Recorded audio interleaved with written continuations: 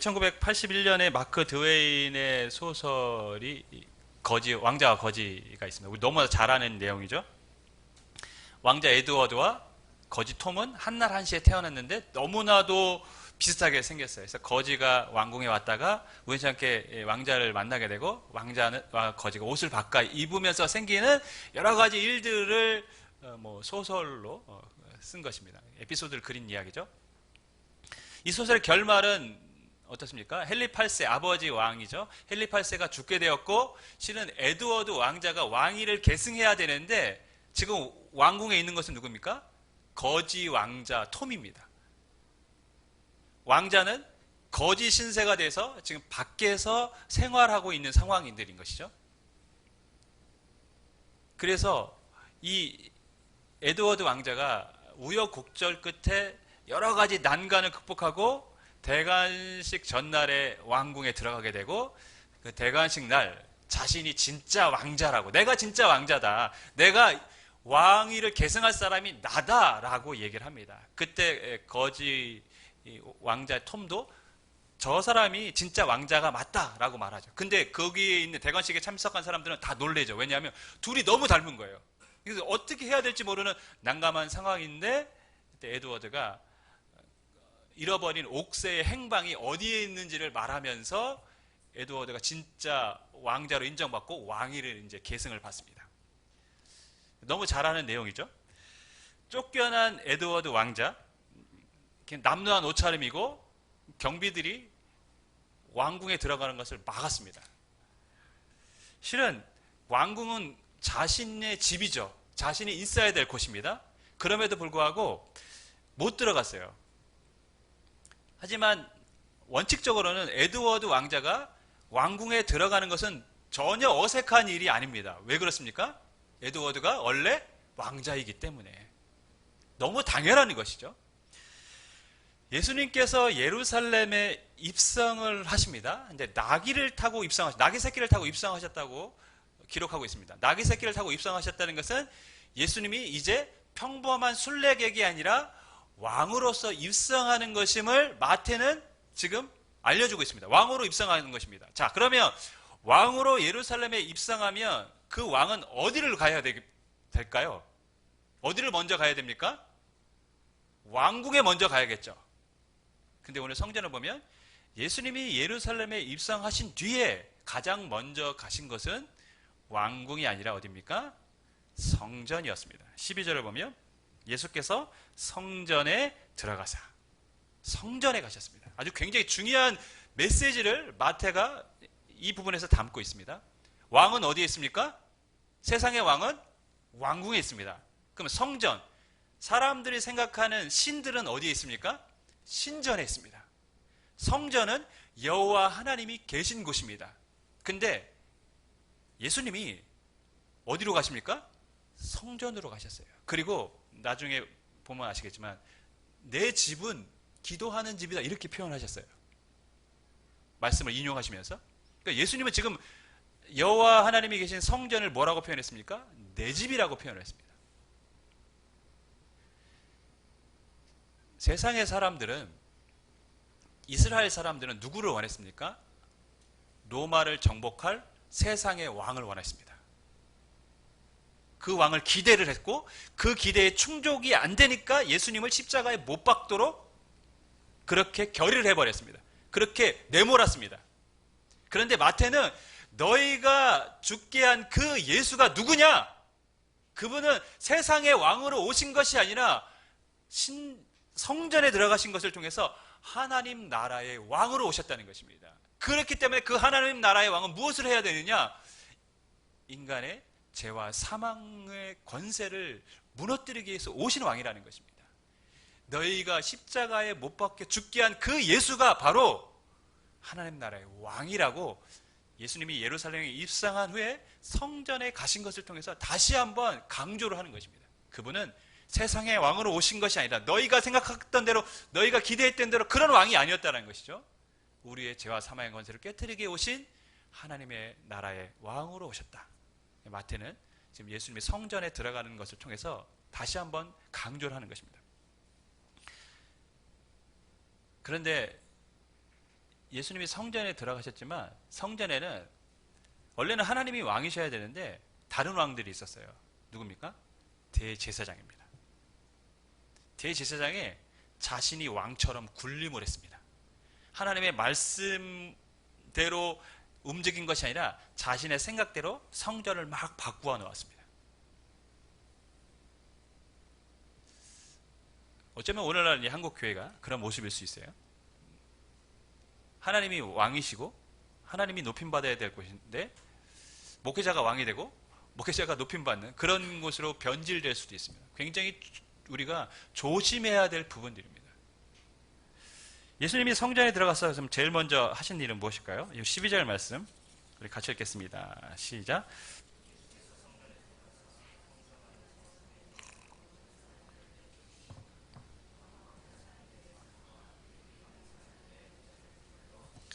굉장히 좀 어떻게 보면 과격하고 폭력적인 모습입니다.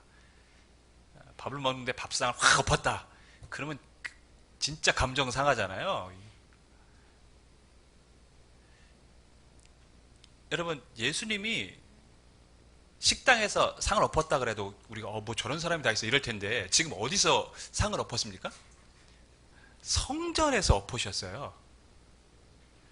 교회에서 밥 먹다가 상 엎어도 우리가 저 사람 뭐 저런 사람이 다 있어 이럴 텐데 예배 시간에 와가지고 강대상 엎었다고 생각해 보세요. 미쳤다고 생각하겠죠. 예수님이 지금 성전에서 그렇게 행했다는 것은 좀 상상하기 힘든 지금 모습입니다. 그만큼 성전의 모습, 그 당시의 성전은 원래 하나님이 의도했던 것과는 많이 변질되어 있었다는 것을 우리가 알 수 있습니다. 하나님이 원하셨던 모습과는 너무나 동떨어진 모습이기 때문에 예수님은 그것을 바로잡기 위해서 지금 굉장히 강한 액션, 행동을 취하고 계신 것이죠. 이것을 통해서 우리가 무엇을 알 수 있습니까? 예수님이 예루살렘 입성해서 성전에 먼저 들어가시고 그 다음에 장사하는 사람을 내쫓으시고 비둘기 파는 사람들의 상을 엎은, 돈을 바꾸는 사람의 상을 엎은 것을 보면 예수님이 가장 중요하게 생각했던 것이 무엇입니까? 하나님과의 잘못된 관계를 바로잡는 것이었다는 것이죠. 우리가 신앙생활하면서 우리가 살면서 제일 중요한 게 뭐냐? 사람의 인생에 있어서 제일 중요한 게 뭐냐? 그것은 하나님과의 잘못된 관계를 바로잡는 것입니다. 제가 오늘 실은 설교를 위해서 원래는 양복 단추를 이렇게 하고 나오려고 그랬어요. 그러면 여러분들이 저 이상한데 계속 그럴 거 아니에요? 그래서 예배에 집중하지 못할까 봐 그냥 이렇게 하고 왔습니다. 여러분, 단추를 깨면 처음에 단추가 잘못 깨면 어떻게 됩니까? 계속 잘못되는 것이죠. 근데 실은 처음에 깰 때는 몰라요. 언제 합니까? 마지막에 돼서야 아는 거. 이게 잘못됐구나. 그때 압니다. 우리 사람의 인생에서 첫 단추를 깨는 게 뭐냐? 하나님과의 관계예요. 근데 사람들은 과정 중에는 몰라요. 우리가 옷을 할 때 중간에 모르듯이 몰라요. 언제 합니까? 마지막엔 아는 거죠. 내가 잘못해 왔구나. 그때 아는 겁니다. 인생에서 가장 중요한 게 뭐냐? 하나님과의 관계를 회복하는 것입니다. 하나님과의 관계가 틀어지면 과정 중에는 뭐 이렇게 순조롭게 지나가는 것 같지만 순조롭잖아요. 처음에 깰 때는 몰라도 계속 잘 깨집니다. 순조롭게 진행되어지는 것 같지만 결과로 나중에 딱 보면 엄청나게 잘못되어 있다는 것을 깨닫게 되는 것이죠. 첫 단추가 잘못되면 결말은 반드시 좋을 수가 없어요. 그렇지 않습니까? 과정은 모르겠지만 과정 중에는 깨닫지 못했지만 결말은 결국에 안 좋습니다. 마찬가지입니다. 하나님과의 관계가 어그러지면 우리가 인생의 과정 중에는 몰라요. 하지만 마지막에는 정확히 알아요. 내가 엄청나게 잘못되었다는 것을. 좋은 인생의 결말을 맺기를 원하십니까? 하나님과의 관계를 바르게 맺으시기를 주님의 이름으로 축원하겠습니다. 그것이 중요한 것입니다. 첫 단추를 잘 깨야 돼요. 여러분과 지금 하나님의 관계가 어우러진 부분이 있다면 그럼 반드시 고쳐야 될 부분이죠. 지금 그것이 고치지 않아도 순조롭게 내 삶이 아무 지장이 없이 돌아간다고 여러분 안심하지 마세요. 결국에는 그것이 안 좋은 결말을 맺게 하는 것입니다. 오늘 보면 성전에서 그럼 왜 환전하는 사람들, 돈을 바꾸는 사람들, 또 매매하는 사람들이 있었을까요? 성전 안에 여기서 돈을 바꾸는 사람들, 여기 그런 거 있으면 되게 재밌을 것 같아요. 돈을 바꾸는 사람들. 왔더니 헌금을 내려고 했더니 10,000원밖에 없어요. 10,000원짜리밖에 없어요. 너무 아까운 거예요. 여기 와가지고 1,000원짜리로 바꿔주는 사람이 있으면 굉장히 재밌을 것 같은 분위기입니다. 그죠? 이거 바꿔야겠는데? 이거 좀 바꿔주세요. 우리가 그 당시에 왜 그 매매하는 사람들, 뭐 가축, 뭐 비둘기 같은 것을 파는 사람들, 또 환전하는 사람이 있는지를 먼저 알아야 되는데 그 전에 성전의 이제 구조를 좀 알 필요가 있습니다. 지금 이 성전은 이제 헤롯 성전입니다. 이스라엘 백성들이 70년 포로 생활을 마치고 돌아와서 지은 성전이 솔로몬 성전 다음에 수룹바벨 성전이라는 건데요. 이 성전을 개축한 것입니다. 누가? 헤롯이요. 왜냐하면 유대인들에게 환심을 사기 위해서. 왜냐하면 헤롯은 유대인이 아니거든요. 에돔 사람이거든요. 근데 이 에돔 사람이 유대 지역을 다스려야 되니까 에돔 사람으로서 유대인들에게 환심을 사고 싶은 거예요. 그래서 이들을 위해서 정말 엄청난 성전을 지었습니다. 엄청난 긴 기간, 무려 한 80년 가까이 돼서 성전을 지었고 예수님 당시에도 아직 완공이 된 상태는 아닙니다. 근데 이 헤롯 성전의 구조가 어떠냐? 네모난 상자가 이제 2개 있는 것으로 생각하시면 됩니다. 큰 상자 안에 작은 상자가 들어가 있습니다. 이 작은 상자가 우리가 알고 있는 성전입니다. 성소와 지성소가 있고, 그 다음에 제사장의 뜰이 있고, 이스라엘의 뜰이 있고, 여인들의 뜰이 있습니다. 지성소와 성소를 중심으로 점점점 거리를 두고 제사장, 이스라엘, 여인들의 뜰이 있어요. 무슨 말인지 아시겠죠? 그 당시 서열이 분명했던 것을 보게 됩니다. 하나님이 계신 지성소에 제일 가까이 있는 사람은 누굽니까? 제사장들. 그 다음에 이스라엘 남자들, 여인들은 저 뜰 가장 끝에 있었어요. 우리가 지금 예배를 드리면 여기 뭐 이렇게 예를 들면 중직자들 앞에, 그 다음에 남자 성도님들, 여자 성도님 저 뒤쪽에 이렇게 있는, 그렇게 아예 만들어버린 겁니다. 그게 이제 작은 상자가 그렇게 돼 있어요.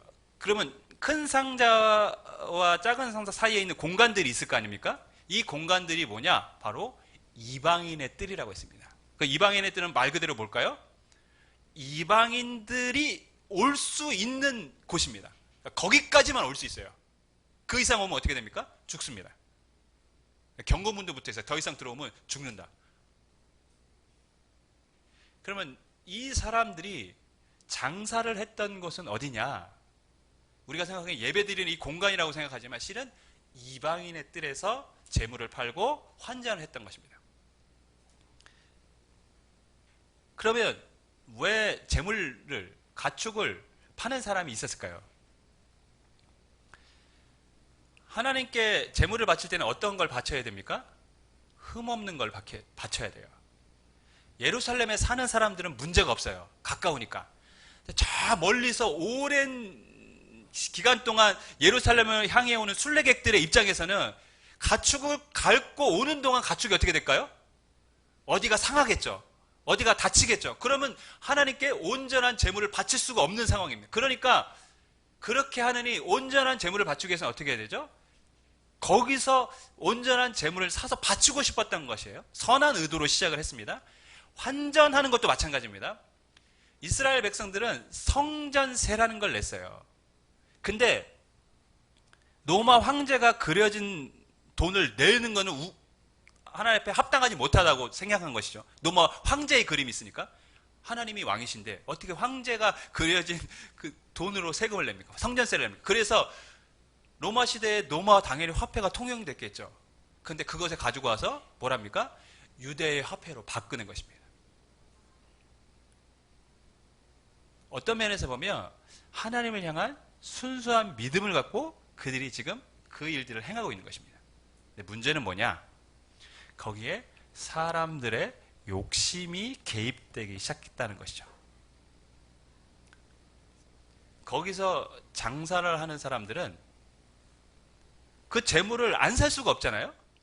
반드시 사야 되는 곳. 그러니까 흔히 말해서 오늘날로 따지면 너무 몫이 좋은 곳이에요. 장사하기에는. 그 몫이 좋은 곳에 들어가기 위해서 어떻게 했을까요? 제사장들에게 돈을 건네는 것이죠. 나 한 자리만 주세요. 막대한 돈을 주고 자리를 차지합니다. 환전상들도 마찬가지입니다. 여러분, 그 사람들이 막대한 돈을 주고 이방인의 뜰에서 가축을 팔고 환전을 합니다. 그럼 그들은 그 다음에 무엇을 했을까요? 투자한 돈이 있으니까 어떻게 되죠? 회수를 해야 되잖아요. 당연히 회수를 해야겠죠. 재물을 어떻게 팔았을까요? 고가에 파는 거죠. 왜냐면 안 살 수가 없거든요. 그 사람들은 무조건 사야 되거든요. 환전을 안 할 수가 없거든요. 환전 수수료를 엄청나게 많이 받는 것입니다. 그래서 자신이 투자한 것만큼 다 뽑아내려고 하는 것이죠. 필요에 의해서 생긴 것입니다. 분명히 필요에 의해서 생겼어요. 멀리서 오는 예배자들을 위해서 생긴 것이고 하나님을 향한 순수한 믿음을 갖고 환전하는 사람들이 생겼습니다. 그런데 제사장들은 이것을 이용해서 무엇을 축적하고 있습니까? 자신들의 부를 축적하고 있습니다. 순례객들은 비싸도 환전 수수료가 굉장히 높아도 바꿀 수밖에 없는 상황들입니다. 칼만 안 들었지 뭐 하는 것입니까? 그 사람들의 돈을 뺏는 거나 마찬가지죠. 어쩔 수 없으니까요. 그래서 예수님은 이들을 보면서 너희가 이곳을 강도의 소굴로 만들었다 이렇게 표현했어요. 칼만 안 들었지 강도와 같은 짓을 한 것이거든요. 여러분, 실은 이 말씀을 보면 오늘날 한국 교회와 무관하다고 말하고 싶겠지만 그러나 어떤 면에서는 그렇지 않고 많이 비슷하다고 그렇게 느껴지기도 합니다. 어떤 젊은이들은 이제 교회를 비판할 때 어떤 표현을 썼냐면 예수 주식회사. 무슨 말인지 아시죠? 예수님의 타이틀을 가지고 돈을 버는 것이 교회라고 이렇게 표현을 하는 젊은이들도 많습니다. 물론 잘못되고 너무 삐뚤어진 시각으로 교회를 바라본 것은 맞습니다. 그럼에도 불구하고 교회가 그런 시각으로 비춰졌다라는 것 자체가 너무 안타까운 것이죠. 하나님을 위한다는 명분으로 대제사장들은 자신들의 부를 축적을 했습니다. 오늘날 과연 한국 교회에 많은 목회자들이 이와 같은 모습이 없다고, 한 명도 없다고 과연 우리가 말할 수 있을까요? 또한 성도들도 마찬가지입니다. 주님을 믿고 따르는 것이 내 성공의 발판이고 주님은 나를 도와주셔야 되는 분 정도로만 생각하고 신앙생활을 하는 그런 성도들은 없을까요? 다 하나님을 경배의 대상으로 삼은 것이 아니라 나를 위한 이용의 대상으로 삼고 있는 것들입니다. 지금 예수님이 한국교회에 오신다면, 우리 교회에 오신다면, 우리 삶에 찾아오신다면 어떨까요? 강대상을 둘러 엎으시고 우리들 향해서 다 나가라고 소리치시지는 않을까요? 그따위로 예배할 거면 예배하지 마라. 실은 말라기나 구약의 선지자들을 향해서 하나님이 그렇게 말씀하셨어요. 누가 성전문 좀 닫아라고. 성전문 닫아서 들어오지 못하게 좀 하라고. 저렇게 예배하는 거 내가 받질 않겠다고. 대제사장들은 성전을 변질시켜 버렸습니다. 예배의 목적을 변질시켰습니다. 그래서 예수님은 성전이 그러한 곳이 아니라고 가르쳐주고 싶었던 것입니다. 13절 말씀 우리 같이 읽겠습니다. 시작.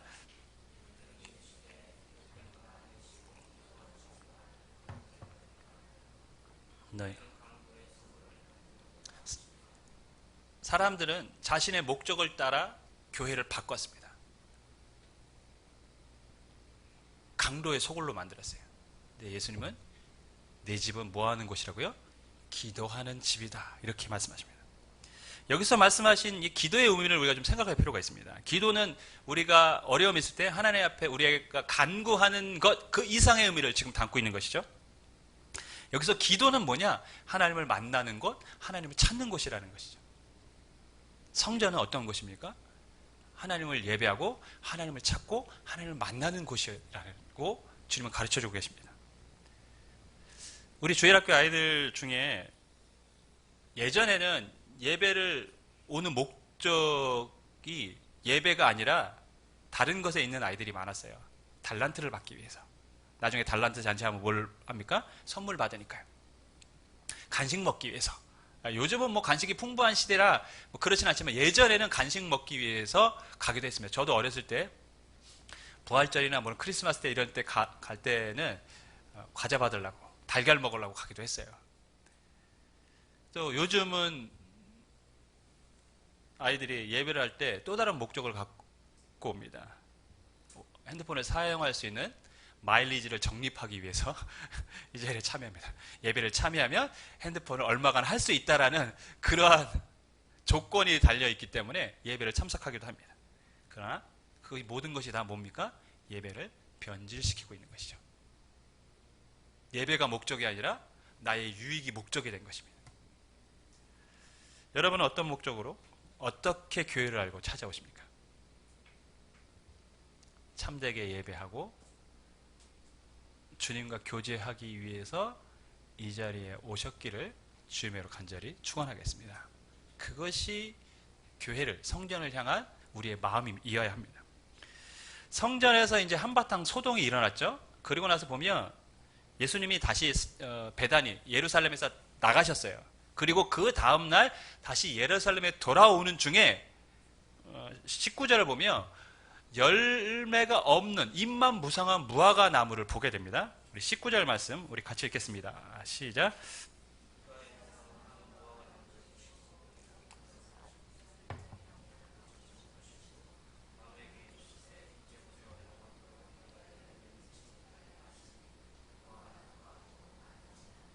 예수님이 예루살렘에 들어오시면서 약간 시장하셨다고 성경은 기록하고 있고, 그래서 무화과 나무로 갔는데 무화과 나무가 이제 잎사귀가 많으니까 간 거예요. 근데 거기에 열매가 없으니까 예수님이 저주를 했어요. 너는 평생토록 열매가 없을 것이야 했더니 나무가 정말 말랐어요.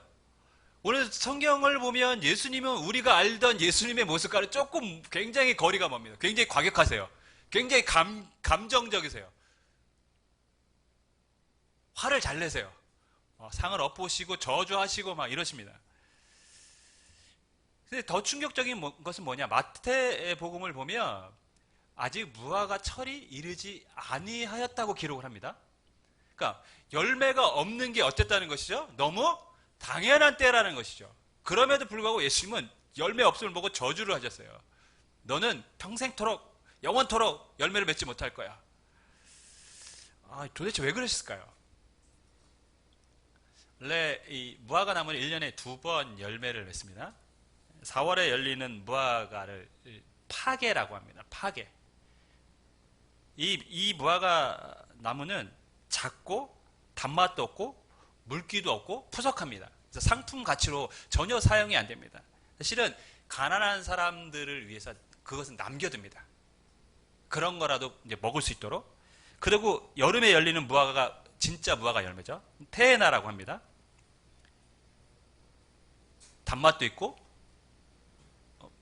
과즙도 풍성하고, 그래서 상품으로 쓰이는 것이 무화과입니다. 지금 예수님이 그때 갔을 때는 이 파게라는 것이라도 먹기를 바라는 마음으로 가신 것이죠. 그때가 6월절이니까요. 원래 무화과는 잎과 열매가 같이 이렇게 달립니다. 그러니까 잎이 무성하다는 것은 최소한 뭐가 있다는 것이죠? 열매가 있다는 것이죠. 파괴라도 열려야 정상인 것입니다. 근데 그 파괴라는 무화과 열매조차도 없는 상황이기 때문에 예수님은 지금 열매 없는 무화과 나무를 저주하신 것이죠. 근데 실은 이 저주를 하신 목적이 있어요. 왜 저주를 하셨을까요? 그 당시에 종교 지도자들에 대해서 책망하시기 위해서 실은 저주를 하신 것입니다. 당시 종교 지도자들은 어떤 사람들입니까? 입만 무성한 무화과 나무였다는 것이죠. 겉으로는 굉장히 경건한 척합니다. 근데 속으로는 뭐합니까? 자신의 다 이득을 챙기고 있습니다. 금식하고 구제하고 사람들에게 굉장히 홀리한 사람들처럼 다가섭니다. 하지만 속에는 뭐가 있습니까? 거짓과 탐욕이 있습니다. 열매가 없는 것이죠. 그래서 예수님은 너희는 잎만 무성한 무화과 나무이기 때문에 이 무화과 나무처럼 언젠가 너희가 하나님 앞에 심판을 받게 될 것이라는 경고의 말씀을 지금 무화과 나무를 통해서 주고 계셨다는 것이죠. 여러분, 이 말씀이 실은 당시 종교 지도자들에게만 국한되는 말씀일까요? 저는 그렇지 않다고 봅니다. 어쩌면 이 땅에 많은 그리스도인들이 잎만 무성한 무화과 나무처럼 그렇게 살아가고 있는지도 모르겠습니다. 누가 잎만 무성한 무화과 나무일까요? 말만 번지르르 하고 전혀 행함이 없는 사람들. 잎만 무성한 무화과 나무입니다. 겉으로는 경건한 척하지만 속에는 시커먼 생각들을 하고 살아가는 사람들. 자신이 굉장히 신앙이 있는 것처럼 말하지만 경건의 모양조차도 없는 사람들. 사람들 앞에서는 경건한 척하지만 집에서는 기도와 말씀도 전혀 하지 않는 사람들. 다 입만 무성한 무화과 나무예요. 겉만 신앙 있는 그 척하는 거죠. 이쯤 되면 아, 그게 나구나 라고 생각이 드실 것 같습니다. 예수님은 예루살렘에 입성하시고 제일 먼저 성전에 들어가셨습니다. 그리고 나서 장사하는 사람들을 내쫓으셨습니다. 그리고 내 집은 기도하는 집이라 말씀하셨습니다. 우리가 제일 먼저 해야 될 것이 뭐냐? 우리의 잘못된 신앙의 모습을 고치라는 것입니다. 근데 그것을 고치지 않으면 우리는 어떤 사람이 되는 것입니까? 잎만 무성한 무화과 나무처럼 되는 것입니다. 종교적 행위는 있지만 변화가 없는 사람들. 우리가 주님의 주신 말씀에 바르게 반응한다면 그 말씀을 듣고 내가 바꿔야 될 것이 무엇인지 생각하고 순종한다면 우리는 잎만 무성한 무화과 나무가 아니라 주님이 찾으시는 열매 맺는 무화과 나무가 될 줄 믿습니다. 여러분이 그렇게 되기를 주님으로 간절히 축원하겠습니다. 기도하겠습니다.